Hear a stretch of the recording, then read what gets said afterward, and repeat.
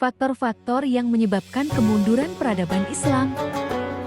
Anggota kelompok: Adelia Fuwadah, Diswita Nurfadilah Irawan, Lun Rusyana, Selfie.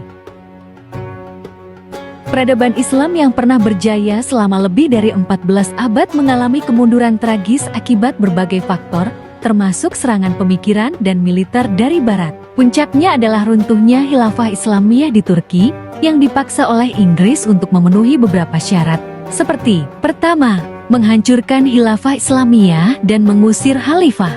2. Menumpas gerakan pendukung Khilafah. 3. Memutus hubungan dengan Islam. 4. Mengadopsi konstitusi sekuler.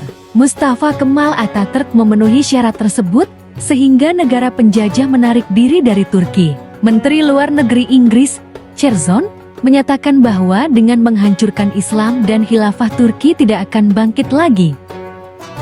Pada 3 Maret tahun 1924, Khilafah Utsmaniyah resmi runtuh di bawah pengaruh Inggris melalui peran Mustafa Kemal Atatürk yang memerintahkan pengusiran Khalifah Abdul Majid bin Abdul Aziz ke Swiss. Penghapusan khilafah ini menyebabkan umat Islam kehilangan pemerintahan Islam dan wilayah mereka terpecah menjadi negara-negara kecil di bawah kekuasaan penjajah non-muslim seperti Inggris, Prancis, Italia, Belanda, dan Rusia.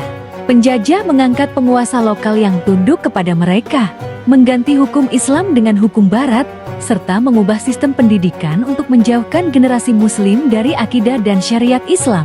Usaha untuk mengembalikan khilafah dianggap tindakan kriminal, dan kekayaan alam umat Islam dirampas dan dieksploitasi.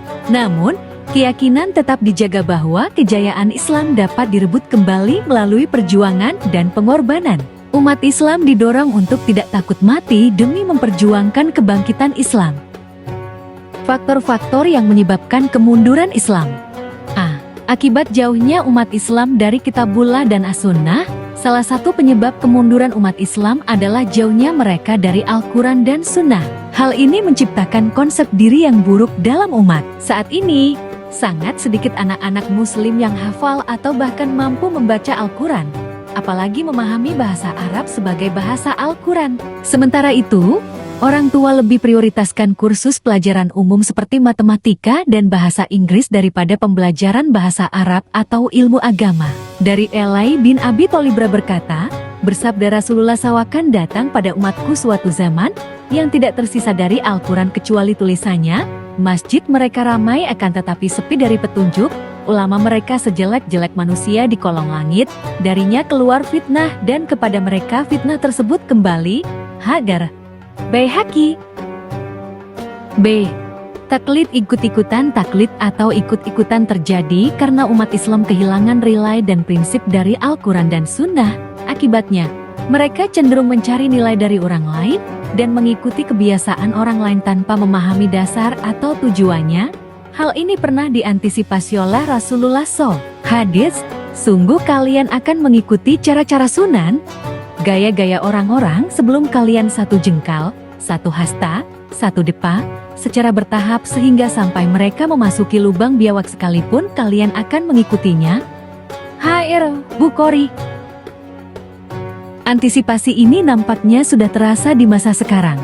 Penyebabnya adalah umat ini telah kehilangan nilai, prinsip, dan tidak punya paradigma dalam hidup serta konsep hidup tidak jelas.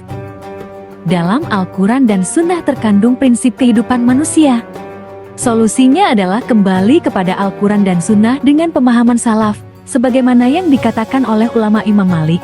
Generasi akhir umat ini tidak akan kembali jaya, kecuali dengan apa yang telah mengantarkan kejayaan generasi awal Imam Malik.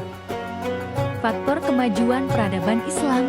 Pertama, semangat menyebarkan Islam. Kaum muslimin memiliki semangat tulus menyebarkan Islam demi mencari ridha Allah tanpa paksaan.